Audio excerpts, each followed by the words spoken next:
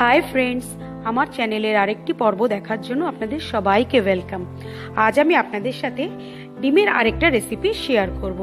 আজকে আমি আপনাদেরকে বানিয়ে দেখাবো ডিম পোচ কারি, যেটা খেতে অসাধারণ লাগে। এটা আপনারা ভাতের সাথে, রুটি, পরোটার সাথে, যে কোনো কিছুর সাথে সার্ভ করতে পারেন। তাহলে চলুন সময় নষ্ট না করে রেসিপিটা দেখে নিই। গ্যাসে আমি একটা কড়াই বসিয়ে নিয়েছি। এতে খুব সামান্য তেল দিয়ে আমি প্রথমে ডিমের পোচগুলোকে তৈরি করে নেব। তেলটা গরম হবে। তেলটা গরম হয়ে গেছে। আমি ডিমটা ফাটিয়ে একদম আস্তে করে দিয়ে দেবো। আর ওপরে আমি খুব সামান্য একটু নুন স্প্রিঙ্কেল করে দেবো। আর একদম সিম করে আমি পোচটাকে তৈরি করব। গ্যাসের ফ্লেমটাকে সিম করেছি আর আমি এটাকে ঢেকে দেব। জাস্ট কয়েক সেকেন্ডের জন্য ঢেকে আমি পোচটাকে তৈরি করব। 30 সেকেন্ডের মধ্যে আমি ঢেকে দিয়েছিলাম। আমি ঢাকনাটাকে এবার খুলে নেব। নিয়ে আমি পোচটাকে খুব আস্তে করে তুলে একটা প্লেটে রেখে দেবো। ঠিক একইভাবে আমি আরো কয়েকটা ডিমের পোচ তৈরি করে নেব। আবার একটু সামান্য একটু তেল দিয়েছি, দিয়ে খুব আস্তে করে আমি ডিমটাকে ঢেলে দেবো।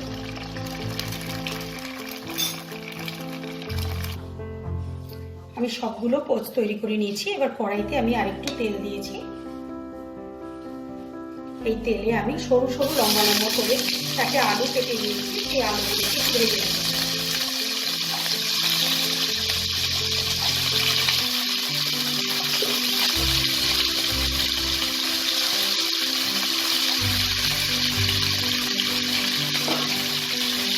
আমি খুব সামান্য একটু নুন দেব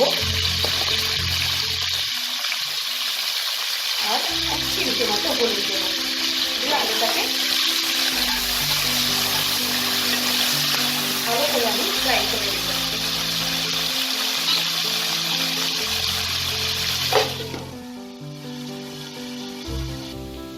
যতক্ষণ আমি আলুটাকে ভাজবো, আমি এখানে একটা মশলা তৈরি করে নেব। তার জন্য আমি 6-7 কোয়া রসুন, একটা টমেটো, 7-8টা কাঁচা লঙ্কা, 1 ইঞ্চি মতো আদা আর 2টো ছোট সাইজের পেঁয়াজ আমি একটা মিক্সির বাটিতে নিয়ে নেব। 8-10টা কাজু বাদাম, 1.5 ইঞ্চি মতো একটা দারচিনি আর 4টে এলাচ।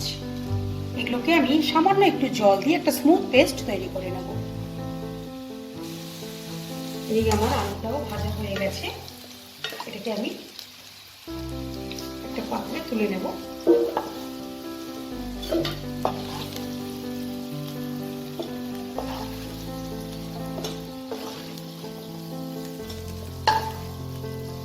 আলুটা মোটামুটি আমার 80%-এর মতো নরম হয়ে গেছে।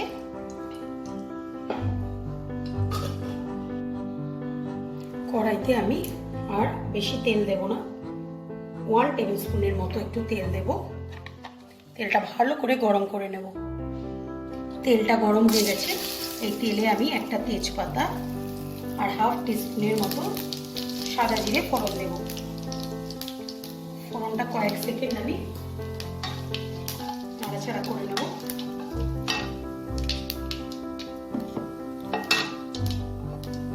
এবার আমি মিক্সিতে পেস্ট করে রেখেছি মশলাটা দিয়ে দেব।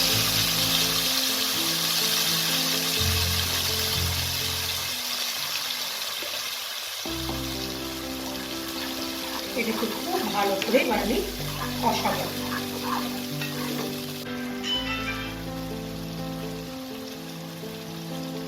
হাফ টিস্পুনের মতো জিরে গুঁড়ো দেব আর কাশ্মীরি রেড চিলি পাউডার দেব। পরিমাণ মতো একটু নুনও দেব। এই মশলাটাকে খুব ভালো করে আমি কষাবো। মশলাটাকে আমি কিছুক্ষণ কষিয়ে নিয়েছি। এবার এতে আমি খুব সামান্য একটু মিক্সির বাটি ধুয়ে জলটা দেবো, কারণ মিক্সির গায়ে অনেক মশলা লেগেছিল। এবার ভেজে রাখা আলুগুলো আমি এর মধ্যে দেবো,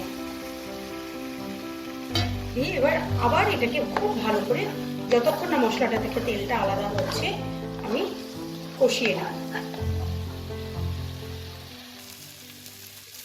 মশলাটা কষানো হয়ে গেছে। এবার আমি এতে পরিমাণ মতো জল দিয়ে দেবো। কে কতটা ঝোল পছন্দ করেন আপনারা সেই আন্দাজ মতো একটু জল দেবেন। এবার আমি এতে পরিমাণ মতো একটু নুন দিয়ে দেবো।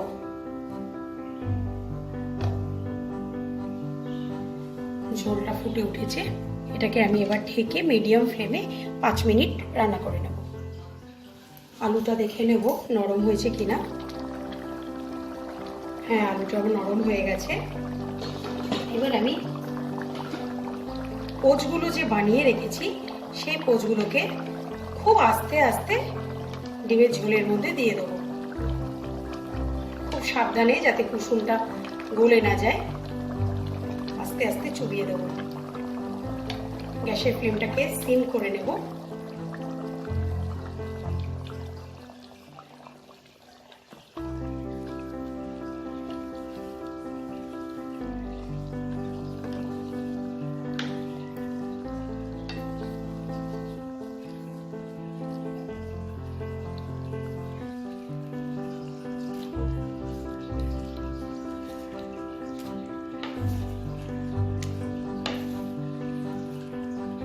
এবার এটাকে 5 মিনিটের মতো আমি আরো এটাকে ঢাকনা ছাড়া ফুটিয়ে নেব।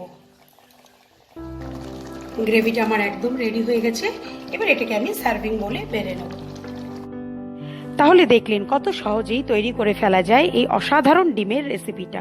আপনারা অবশ্যই এটা বাড়িতে ট্রাই করবেন আর আমাকে কমেন্ট সেকশনে লিখে জানাতে ভুলবেন না। আর যারা এখনও আমার চ্যানেলটাকে সাবস্ক্রাইব করেননি তাদেরকে অনেক অনেক অনুরোধ, আমার নতুন নতুন রেসিপির আপডেট পেতে আপনারা আজই চ্যানেলটাকে সাবস্ক্রাইব করে নিন আর বেল আইকনটাকে ক্লিক করতে ভুলবেন না। বাই।